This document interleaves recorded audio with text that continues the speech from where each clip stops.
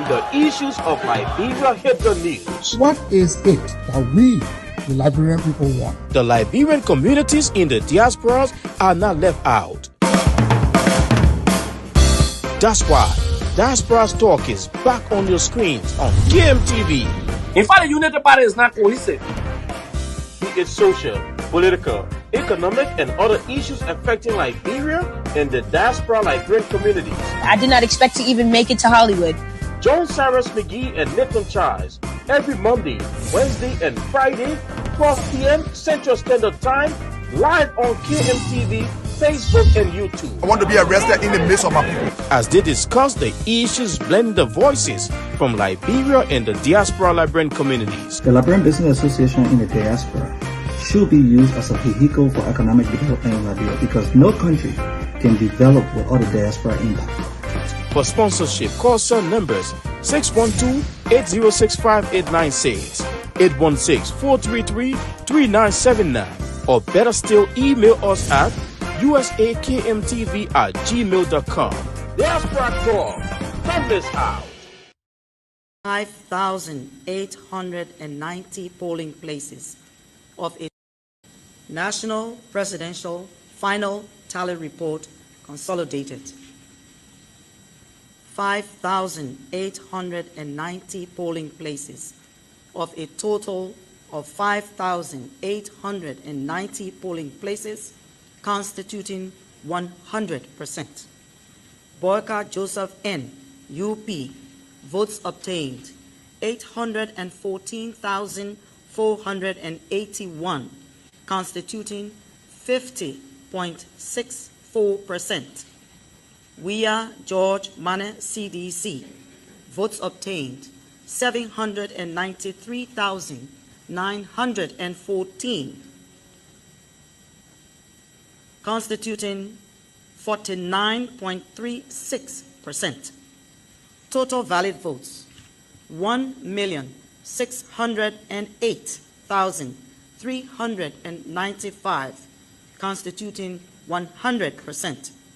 Total invalid votes 25,788. Total votes 1,634,183.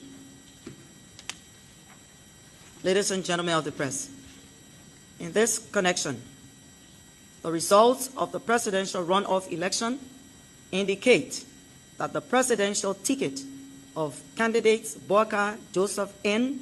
and Jeremiah K.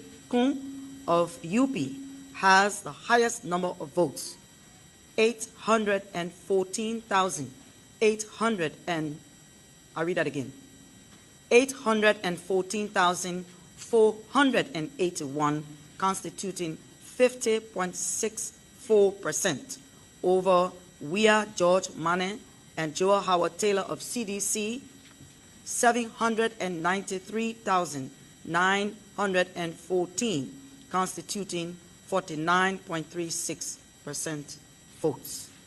Hence, the presidential ticket of candidates Joseph M. Boyka and Jeremiah K. Kun of the Unity Party is declared by the Commission as winner of the 14 November 2023 runoff election. And I tell you, on that note, I'd like to welcome you to a fresh edition of the program Diaspora Talk here on KMTV. We are everywhere. That's why we are here on this wonderful, wonderful Monday. Is the 20th day of the great month of November 2023, and I'm here with my colleague Nathan Charles. Together we're going to be running you through on the issues affecting Liberia as they unfold. And you heard it there clearly from the chairperson of the National Elections Commission, Madam Deviata Brown-Lansanan, a journalist by profession, a lawyer as well. They're calling the shots finally officially in favor of former Vice President Joseph Newman Boyka, who is now officially declared president-elect of the Republic of Liberia. Neto, and I saw you just there. You just smiled. Welcome, bro. Yes, indeed. History has been made, as the dust has been settled. Our joining in this democratic process doesn't end at the ballot box. Mhm. Like I used to say on this area. Now I told you people that the issue of election is very important because guess what? Bad officials are elected by good citizens who do not vote. And indeed, some Liberians turn out to vote, though there was a low turnout during the just ended run of election. But at least those who turned out to vote voted their people of the choice. Remember, democracy is based upon the conviction because there are extraordinary possibilities in ordinary people. So people felt convinced. That's why they voted the Joseph Human Burger administration under of the Unity Party to come and take over the affairs of Liberia from the Correlation for Democratic Change, the CDC. So you saw the results came in and there were jubilations from the Unity Party since you see a high level of celebration. Some people are venting out their frustration over the last 6 years under the George Weah administration because they felt neglected, rejected, humiliated, and all of the third. So we hope that the election is over. But guess what? We need to embrace this process. It is not about revenge time now. We need to go through this process. How can we unite our people? That's why we said uniting Liberians after the elections. What is the way forward? And I tell you, that's a huge one indeed. What's the way forward? Uniting Liberians and Liberia after the much, Heated electoral process. criticized, vulgar, There were a lot of bad bloods spilled out. man talking all. Men talking some, men talking all. People getting stabbed in the back. But after everything on this day, by law, the Elections Commission already announced Ambassador Joseph Newman Bwaka as the president-elect of the Republic of Liberia. And as per the Constitution, he will be taking office in January. There are a lot taking place. We expect to join us, I think, from Asia, Assistant Information Minister David Colette, who's trending today on Facebook. Asia. He's currently in Asia, like I understand. He's trending on Facebook. I think you saw the clearing of his office reportedly. Why? He will be telling us, and we'll also be expecting to join us the chairman of the Unity Party USA Canada chapter, Mr. Crapet Doyen, will join us in studio in moments. But as soon as we can have David with us, we will be bringing him through to explain to us how his office got swept. You saw how clean it is, Nita? We have that video, I think, and we will see whether we can lay hands on it. But amidst the announcement by the National Elections Commission, let's bring this capturing that you just got as it relates to your jubilation following the announcement of the official results by the National Elections Commission. This is how Unity partisans, who were eagerly waiting for this climax, celebrated across different points. But this was one of their zones. Here is it.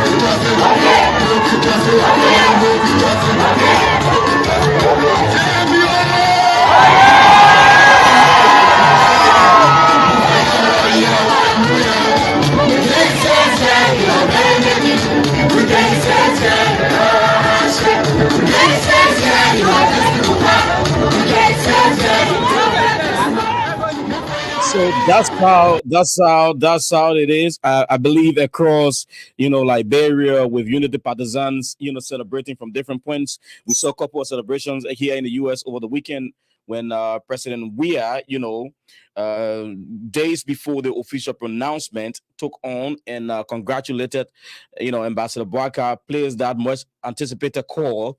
And Nathan, let's bring it from that point at first. What is it like to see our democracy thriving on this point? I mean, it was indeed very much significant because prior to the runoff results that put Joseph Bwaka in the league the second time they announced, everyone was at the edge of the seat because people were all claiming victory. You saw from the folks from the Unity Party, the CDC, they were all claiming victory. We saw pockets of disturbance, even on election day, from all across Liberia, from different polling places. Unity Party people were manning their votes. CDC people were manning their vote. They were also, ensuring that the people turn out, but we saw a low turnout. Now coming to the second pronouncement by the National Elections Commission, accumulating 84% when they announced that result, putting Joseph Boakai in the lead. So everyone was at the edge to know with 15% or the 16% what was going to happen, if there was going to be a flip. We saw Amara Kane coming up from the Unity Party, displaying that from the war room, they are assured that they won the election. He demonstrated the percentage from different counties. We saw the CDC people having their own gatherings, saying that people should not panic. They are in full control of the Southeast. We saw them displaying their numbers, some in other chat rooms and on social media. But we knew that, hey, from looking at the numbers from Nema County, looking at the numbers from the southeastern part of Liberia, from Moserado County, and most people sat down the entire night. I was here doing my numbers too, and like, what is going on? And people knew that, hey, our government in Africa as a whole always have the tendency of not turning power over easily. Seeing a certain president who has the ambition, who has all of the power under his control, and to turn over power is indeed not easy. But if you look at it from another area again, like even President George Weah said that he wants to be free after this process, right? Mm-hmm. He wants to continue to participate. So he knew the issue, the consequences of not allowing the voices of the ordinary Liberian people to be ahead to. So it's something they call voluntary compulsory. You're forced to do it, but you're not forced to do it. So he had no option. But again, this is the first time President we had no history. All of our leaders who have had refused to give power over a rig election. One of Samuel Doe, you saw how he was killed. Mm-hmm. We have children in Liberia, and just one person died on the street. That was going to be a negative legacy for President Joshua. He served as peace ambassador. He came, the people gave him the power to lead them for 6 years. So he was caught between the scissors. Yep. Should I allow my personal ego over the other people and the consequences, the interests of the country? And I would bring you excerpts from his speech yesterday when he tried to, I think I look at that as a means of calming down the tension among his people, what people were thinking. He wouldn't have done it. He went to church yesterday. I will bring you these excerpts, and then from there we have Assistant Minister Derek Kola in the back. We will bring him on to talk about why his office is that clear. He will tell us. But let's bring you these excerpts from President Weah yesterday, when he spoke to the people from the Folkley Clone Church, his church there in the Painesville area. What happened? We have let ourselves down because we refused to understand that we were the bigger picture.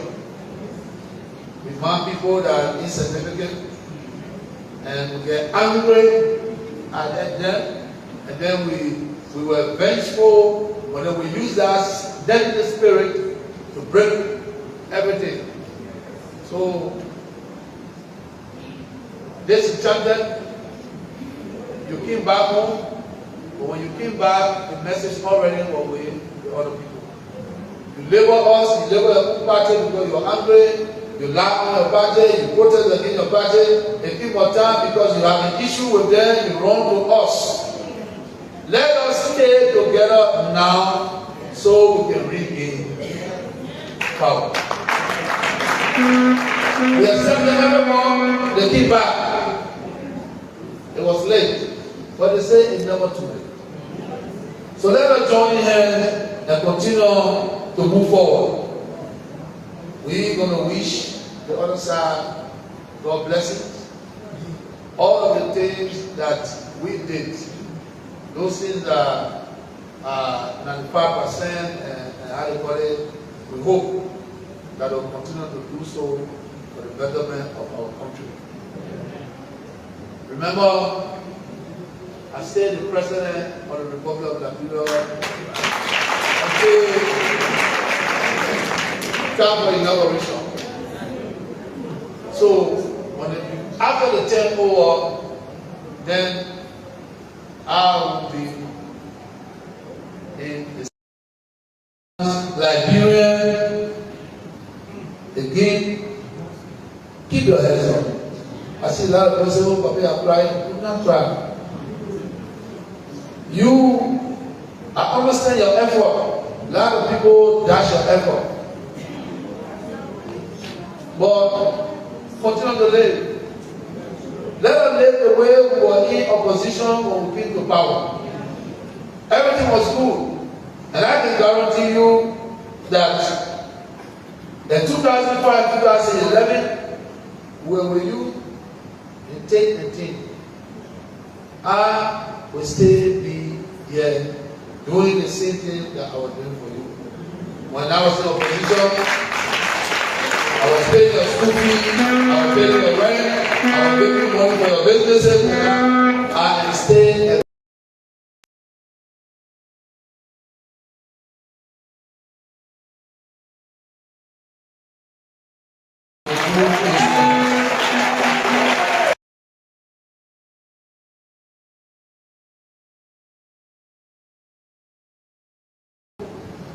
Partisans, Liberians, again, keep your heads up. I see a lot of people say, "Oh, Papa, are crying." Do not cry. I understand your effort. A lot of people dash your effort.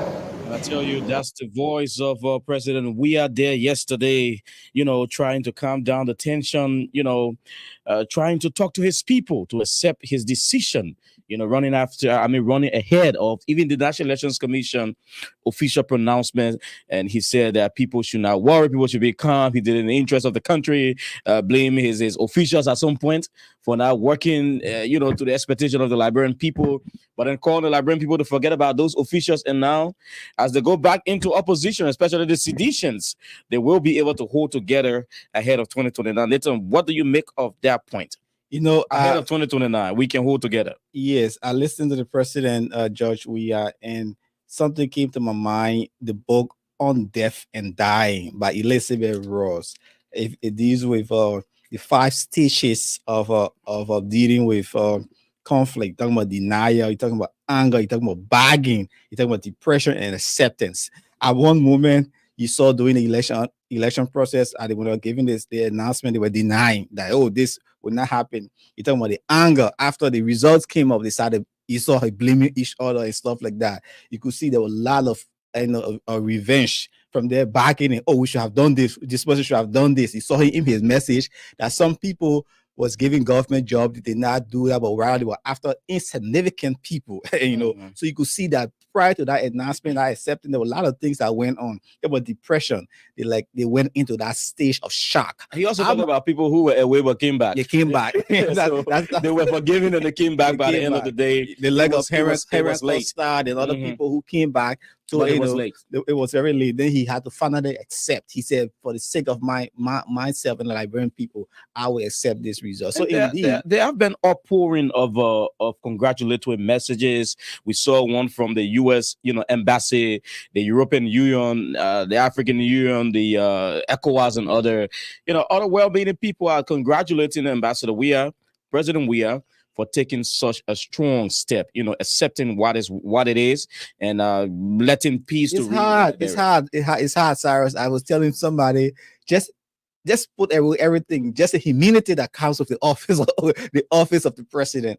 Again, how can we move our country forward? Africa as a whole, we have a story that indeed our leaders, they always manipulate. Though I know there were reports that the CDC attempted to manipulate the election process in their favor, but the Unity Party people came up, they mounted their votes, and that did not happen.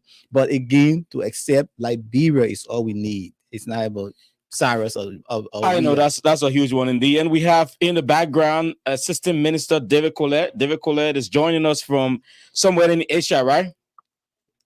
Yes, I'm in Beijing. You're in Beijing. You sound like Chinese, oh, a lot of the Beijing thing. You do a lot of Chinese there, right? Of course, I'm studying Chinese. I'm in Beijing. Ni I'm at hao. Ni hao. Ni hao. But Assistant Minister Kola, welcome. It's good we having you from Asia joining us. You are the trending man on Facebook today. Just hours before the Elections Commission officially announced Ambassador Boycott there. The winner of the elections. We saw trending a video on Facebook, courtesy of OKFM, who swept through your office, and we saw a very clean office. We didn't even see the broom in the corner. What's going on? Thank you, Cyrus, and thank you for bringing me on. It's so unfortunate that people are beginning to use the elections, the role that we play during the elections, to attack our person, um, to spread lies, to spread hate messages. And you see the things they say, they are littered with envy and jealousy and all kinds of things. As a matter of fact, the information about me sweeping my office is incorrect. That I looted, some people say I looted, some people say I stole government properties. All of those informations are lies. They are fake news. They are disinformation. And some people have misinformation about what happened. Tell us exactly what I'm, a- happened. I'm away from Liberia and I'm in China, in Beijing at Peking University. I'm doing another master's degree in defense and security at the Peking University. We have in the winter here in China is 9 hours different with Liberia. And so on Saturday, I reached out to my chief of office staff after the president congratulated uh, uh, the winner of the elections, Ambassador Boakai. And the nerves were high, and I called him. I told him, I said, go to the office and collect my personal effects, which include my pictures, which are in frames, my other passport, my books, my personal effects, my receipts from different transactions from my personal business, collect all of them, and please take them to the house. By that time, right now it's 3:37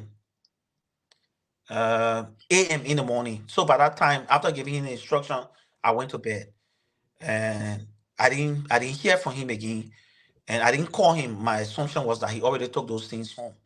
But I didn't know that he went and and removed desk and removed cupboard and removed furniture from the office. I had no inclination, I had no knowledge about those. And so uh, I got up this morning, and usually I will get up, get myself ready, and go for class. It's winter, it's very cold. And so I got up on my way to class. I started receiving calls from all over, from different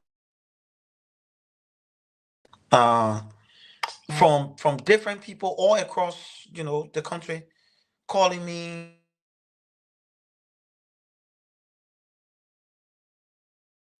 David, are you there? We kind of like losing you a little bit. Are you there? Yes, I'm here. And so Mhm. my mom started to call me, my sisters and everybody calling me, Daddy, your name is on Facebook, what's happening and stuff. And then I saw a picture from my office. So I called my chief of office staff, my administrative assistant, Mr. Breman Beacon Meska, and I asked him, "But what's happening? I told you to remove, to go to the office and take my personal effects. What's happening?" He said, "Oh, Gerald said we should remove the curtains. We should take." I said, "No, I didn't tell you that." However, what I like to clarify is that when we came to office in 2018, Before uh, you go to that, David, because I know there were posts from you on why you wanted your personal effects, and I don't know whether it was justification for the clearing of the office. You talk about what you bought when you took over as assistant minister, but the public would like to know why the rush. Why couldn't you wait until after inauguration or the turning over to the new government? Why I'm, will I'm, Assistant I'm, Minister Colette be I was rushing to not. clear his I office? was. I was not in a rush. As a matter of fact, my office has no financial transaction, zero financial transaction. We don't manage anything. We got zero.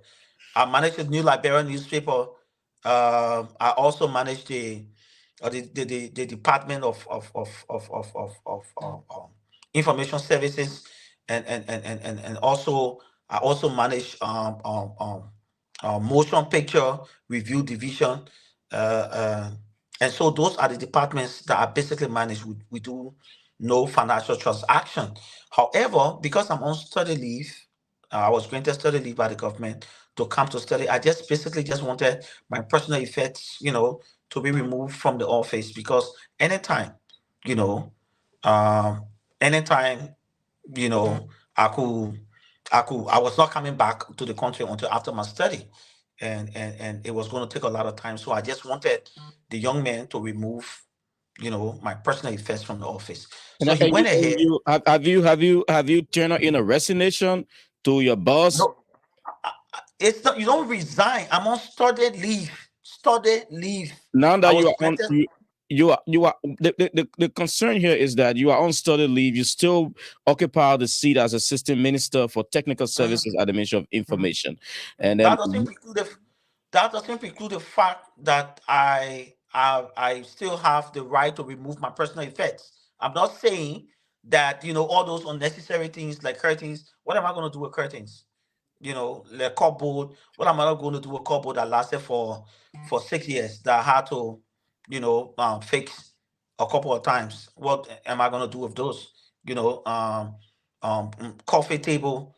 What am I going to take? I don't even have space for that. So I told him to take my personal effects. He went ahead. Howbeit, what I like to clarify is that mm, when we came to office in 2018, I was appointed by the president in February, I think the 22nd, and around the 8th, the 8th of March, I got confirmed by the Senate.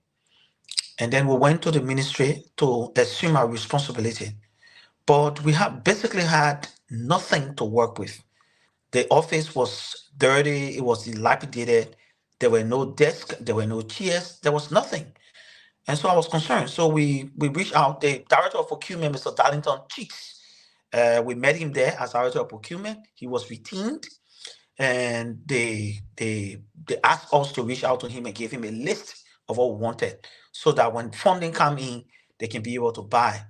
So they basically said there was no money because the ministry had a credit line with one Mata enterprise they used to take stuff from, you know, and they have passed their credit limit, so they could not credit from Mata anymore.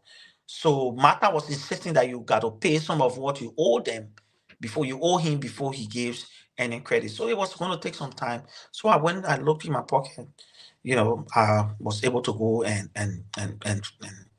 underwrite the cost for the furniture in my office. I went and bought everything I was supposed to have, including Xbox, including chairs, including desk, including new rug, including television, including like a living room table, guest seat, and everything, coffee table, cupboard, everything you need for an office to make it functional. And I also got additional furniture for my staff because they have their own office. And then for the new Liberian newspaper that I was supposed to manage, I also got a sedan. I have not taken my first pay. This is what I'm saying. I have not taken my first pay. I have not sat in the office yet. I have not taken my first pay. so in I have short, not. in short, because we don't have the luxury of time. In short, Mhm. what you're naming are things that you bought by yourself from your own I pocket, have, as per I your have, post this I morning. have all of the records.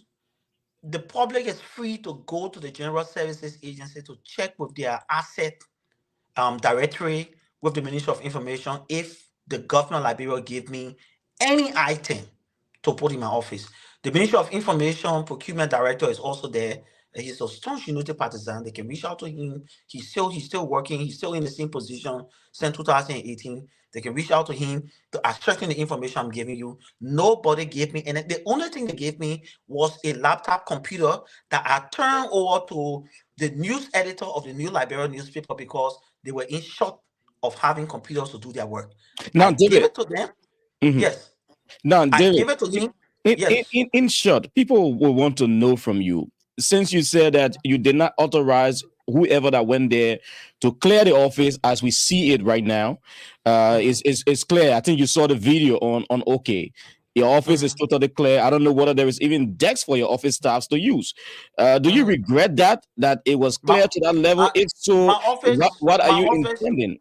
my office staff have a cubicle to work in. They have their own office to work in. Mm. But I've instructed the young man to take the stuff except my personal effects, my picture frame, my books, my pictures. I mean, all my personal things, my passport. I've instructed him to keep them home. But all the other things, what am I going to be doing with desk? So you What am said I going to be since doing?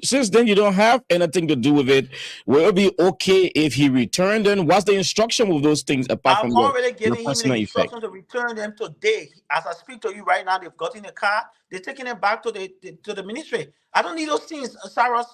I don't need those things. I'm a young man. You know, I'm a young man in this country. I have worked over time. I work with the largest plantation company on earth, Sam Darby. I made money in this town. I don't need all those things to survive. I don't even need them.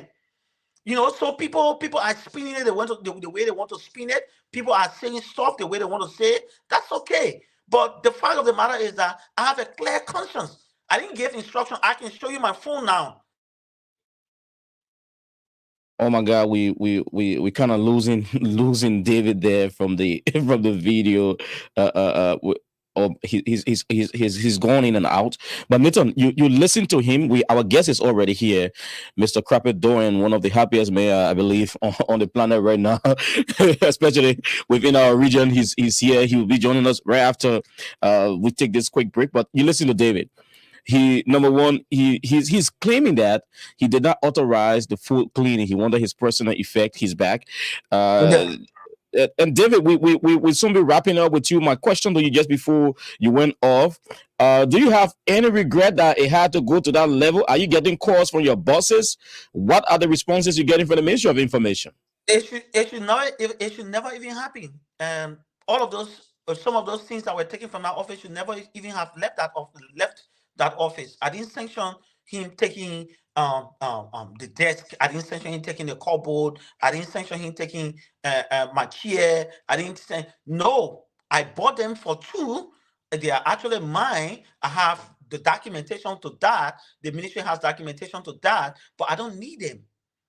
I made sacrifice for this country. I made sacrifice for Liberia. I bought a vehicle for the new Liberia staff to use from my pocket.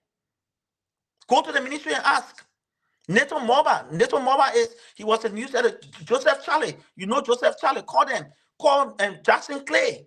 So you are assuring Liberians, finally, you are assuring Liberians that those things will be returned today or before the end of the day. It's not matter of assurance. I've already given the instruction to take them back. Because it's absolutely distraction. I'm here doing my studies. I should be concentrating and focusing. Everyone's calling me. Everyone wants to know what's happening and stuff like that. It's completely unnecessary. I've instructed him to take those things back because it's a matter of repetition. I'm young. I have a future. There are lots and lots ahead of me that I will have to achieve in my lifetime. This one thing is something that is completely without my approval. Those things that were taken from my office happened with all my approval because he said wobble. I just wanted my personal effect. Now, before you go, your Facebook post this morning, I saw. Yeah. I mean, it was widely circulated on a checklist of materials that the security signed out, including a desk, flare, chair, round table, living room chair, 4 pieces, and all those things. If you did not order him, order the guys taking those. That was the list he sent me when people were asking me whether I went there under the call of darkness to take the stuff. I told them no. 10 a.m. in the morning, Gerald and BK went to the place and met the security. That was the list the security approved to leave the office. What about the other items that are there? I didn't ask him to remove them. You on a steady leave. You on a steady leave. I believe you're still getting paid with the Liberian people's taxpayers' money. All of your personal belongings are out of your office. Do you expect to get salary? Are you intending to turn in your resignation at any time? Do you expect to get paid for November and December? Cyrus, yes, sir. I just told you that I did not sanction the removal of certain things from my office. There is no other way I can put it. I told you, and I've told the Liberian people, I said to you that I instructed him to remove my personal effects. What he removed was over and above. So the Therefore, removal of your personal effects is like you don't want a job anymore. You order the job.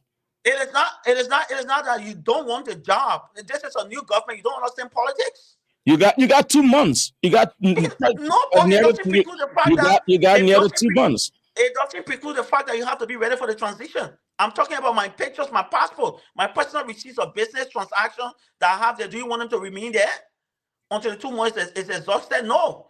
I'm basically saying I asked you to remove my personal effects. The office is still there. Even the 2 doors on the office, I put them there. Go to the ministry and ask. All right, that's a great clarity, David. I think our colleague Nathan wants to come in quickly before we let you go. So I think what David is saying probably is a choice of words, because David just said that most of the office materials or equipment, it came from his personal pocket. So telling your PA, all, not most, all. Oh, fine. So telling your PA, go and take my personal belonging from in my office, could mean to him that, okay, I know my boss bought this desk, I know my boss bought this rug, I know my boss bought this window curtain. These are his, because there was no voucher from government. I know when government take over, you send a procurement, do the voucher, go through procurement processes. So once the PA knew all of these things, he boss took it. So he went and just took all of his boss belonging. Don't you think so, David? So he could not be put in the blame. No, he overstepped. He should have called me for clarifications. Are you taking responsibility? Because you spoke English to him. Say, go and take up my personal belongings. Are you taking responsibility of his action as you are already instructed him, like you said, to return those items? But I don't have a choice. I've already taken responsibility, which is why I'm here clarifying that I did not tell him to remove all of those things that were there. The ones he removed with all my approbation, he's returning them as we speak.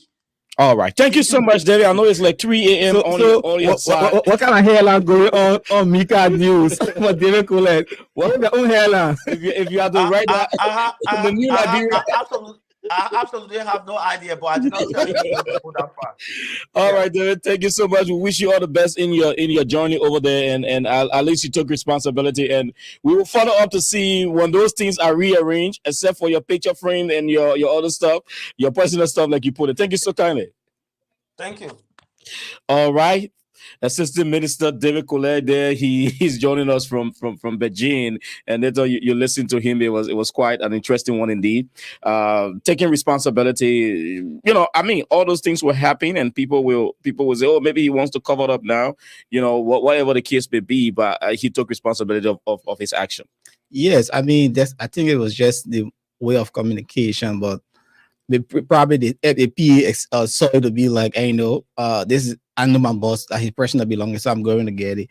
Indeed, but this is why I want to say that government, incoming government and outgoing government need to ensure that these things don't happen. This is not the first time. We've seen that with even the lawmakers. They loot the office. Some of them will do the same thing. Your personal belonging, you are entitled to take it. But if you purchase some extraordinary thing to make your office look more good, these are all personal belonging, but there must be a paper trail or trace towards that. So we hope that they have just cleared the air, because this sent a really bad sign. Oh, they have started looting already. And that's why there will be a need for a clear, committee for all of these things. Mary Bro will need to get to work, because GSA is in charge of government properties.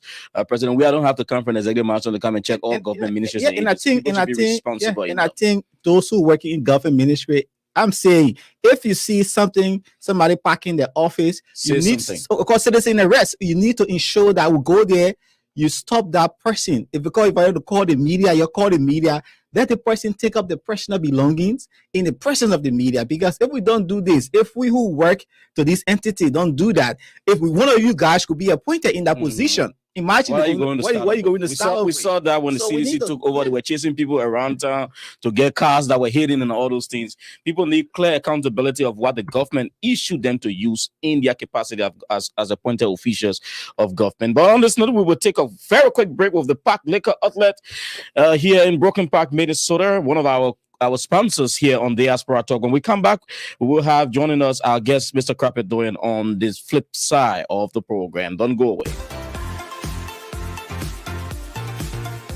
Let your celebration begin with Park Liquor Outlet, your first Liberian-owned liquor store in the city of Brooklyn Park, Minnesota. We have everything that you need to set that special occasion or bride. For your next party or great get-together with friends, visit Park Liquor Outlet. We have great selection of beer, wine, gin, and many more at affordable prices. Our customer service will make you always want to come back. We are open Monday to Saturday, 9 a.m. to 10 p.m. and Sunday, 9 a.m. until 6 p.m. Park Liquor Outlet, your one-stop celebration store. We are located at 6315 Zine Avenue North, Brooklyn Park, Minnesota. Visit us today and feel the difference. Hi, my name is Dr. Kent. Welcome to Brooklyn Chiropractic. Come to Brooklyn Chiropractic if you're having any back or neck pain. Especially, we specialize in treating people in auto and work-related injuries. So we've been established here in Brooklyn Center for the last 14 years. And one of the pleasures that I have is helping out in the community. We've sponsored a lot of events throughout the years in the community, and we really appreciate being a part of the community. So if you're experiencing any pain, give us a try. If you want a drug-free way to get better. Thank you.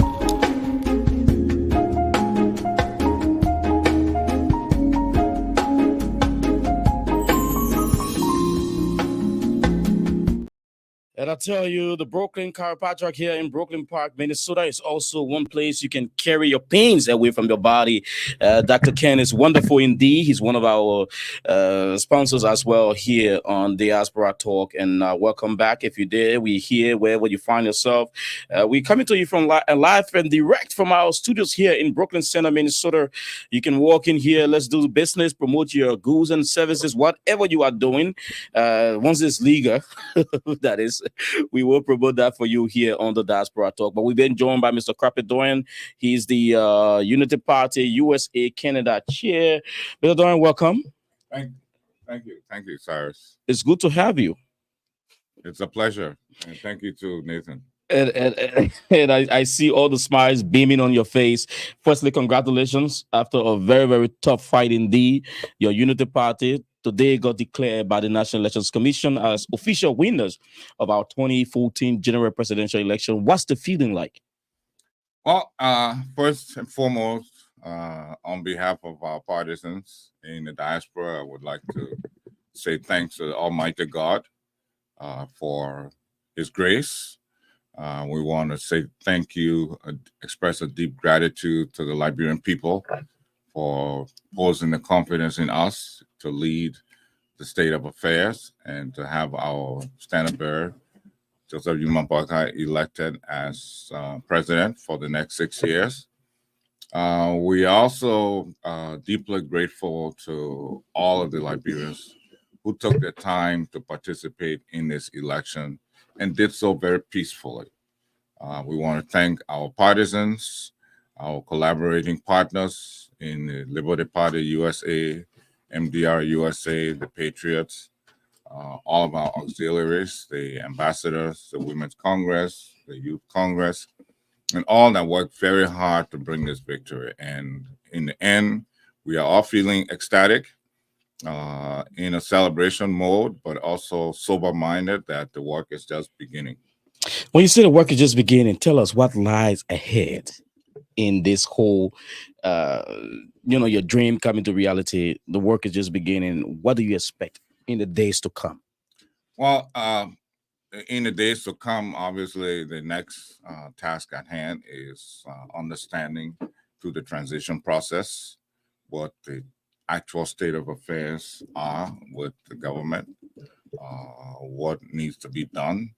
The transition team will be put together, and the president will be looking at constructing his leadership team going forward, the people that will help him carry out the arrest mission that he described in the campaign process, which starts with agriculture.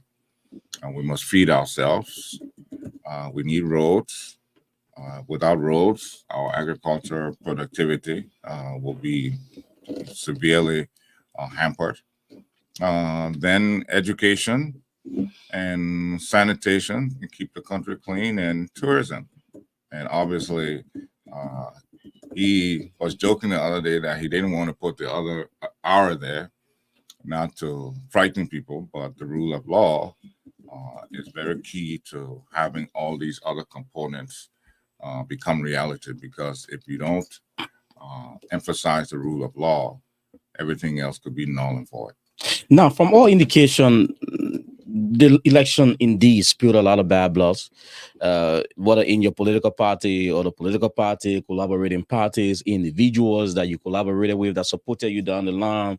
There were some marriages that got broken and everything. And you listen to President Weah yesterday, or when he conceded, he talked about unification. Where do you think we can start this whole process of healing from?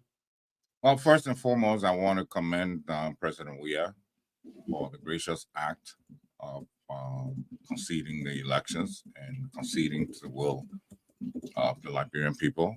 What is of utmost importance is that all Liberians, first of all, realize we have one country and we have one leader.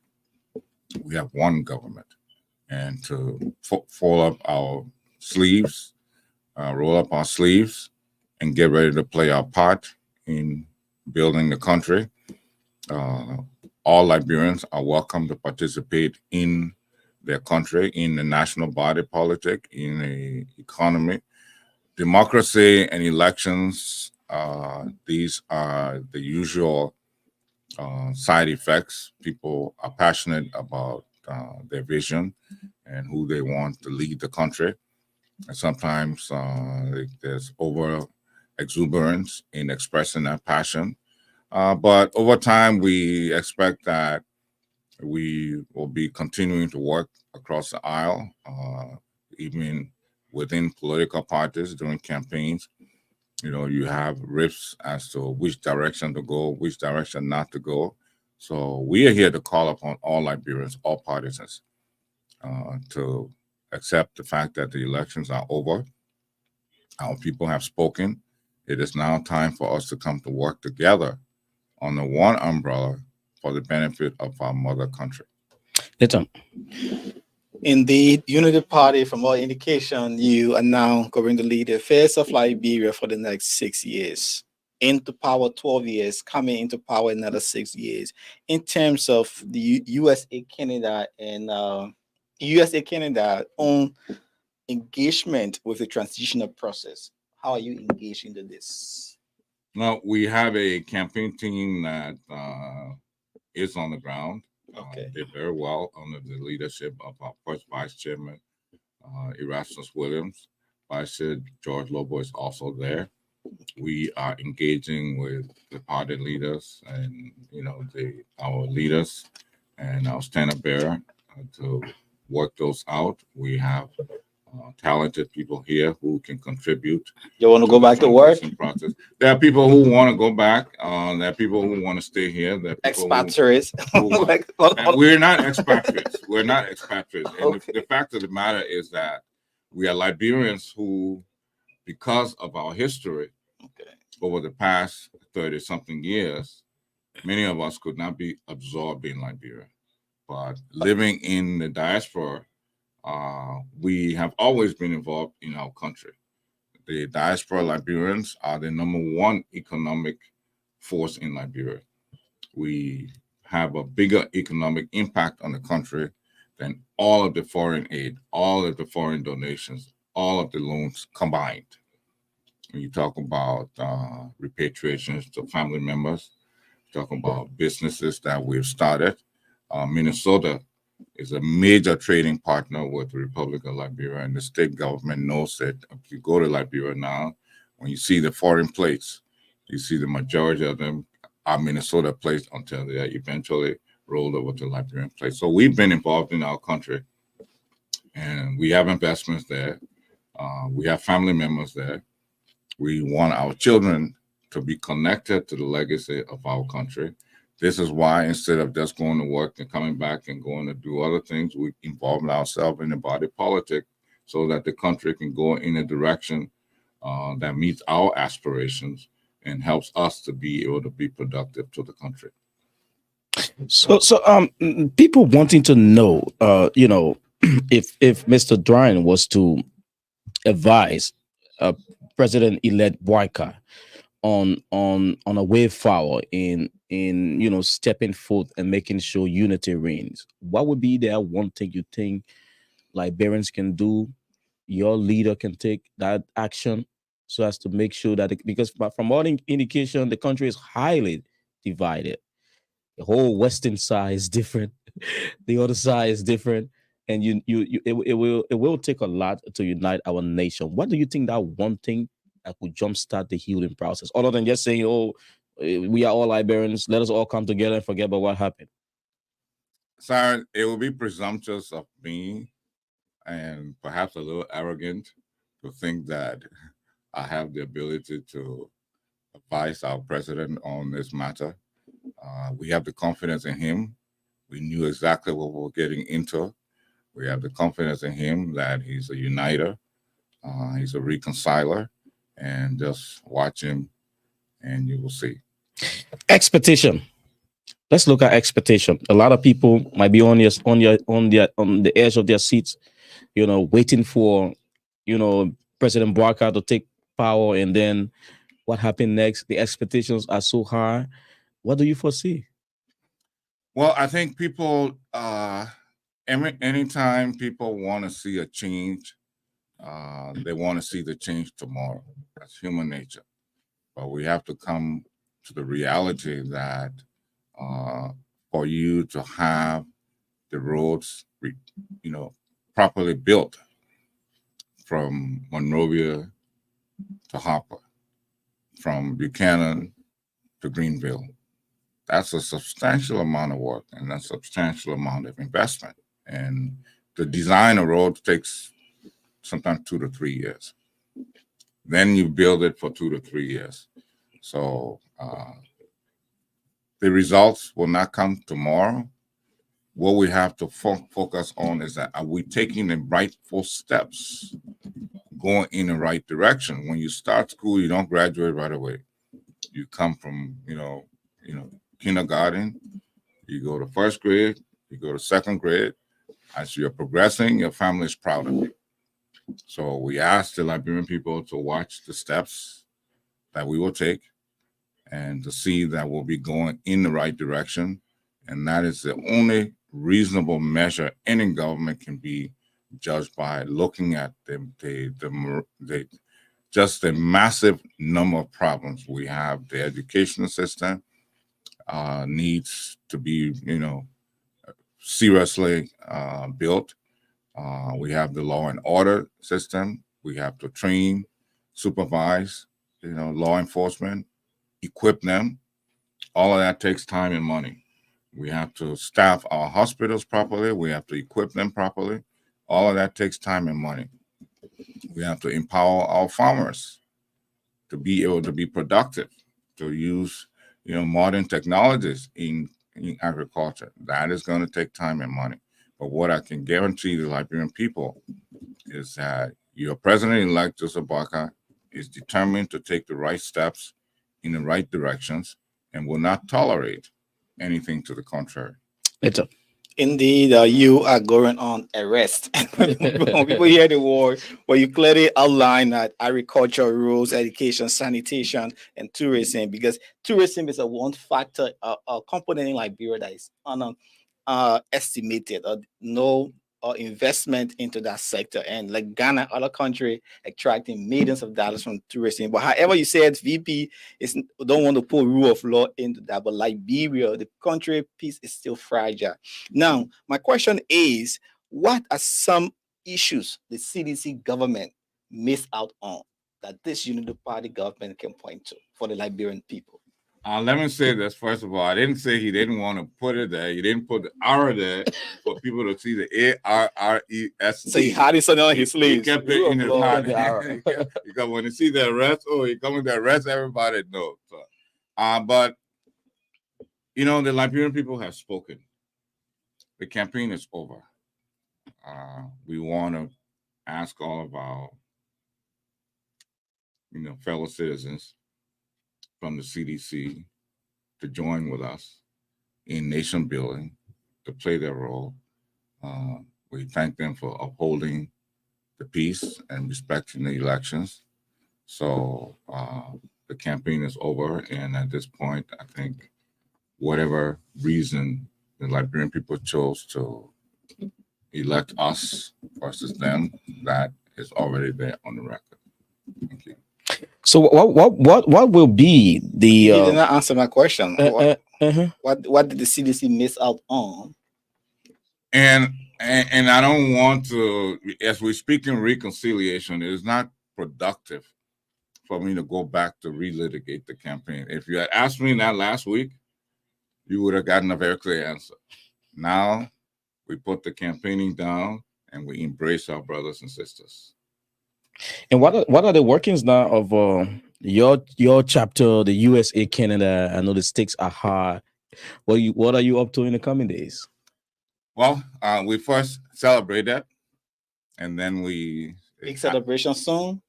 No, we have already done the celebration. Oh, when? Where? We did our celebration together. In-house?